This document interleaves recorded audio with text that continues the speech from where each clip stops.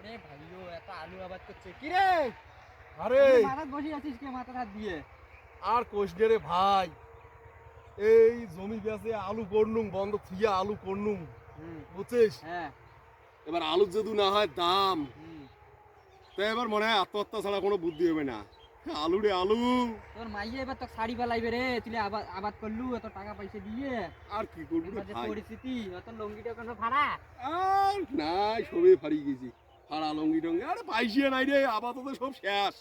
এবার কি সব মরছিস শেষ। এবার মরছিস আর তুই। দেখ কেন এই আলুগুলোর দাম দেখ, এই আলুর যদি দাম না পাক রে আলুর ভাই, দাম নাই এবার তুই মারা খাচ্ছিস। তাহলে আত্মহত্যা ছাড়া আর কোনো বুদ্ধি নেই। তোর মাইয়ে এবার তো ঝুঁকে দিয়ে ডাঙাই দিয়ে দাঁড়াও। হ্যাঁ না, আর আত্মহত্যা ছাড়া কোনো আর বুদ্ধি হবে না ভাই। তো দেখাও তা করলে কতলে আলু আবাদ এই যে করছিস? আলুগুলো দেখ, এদি দেখ, এই যে এই 30 বিঘা আলু এদি আছে। হ্যাঁ।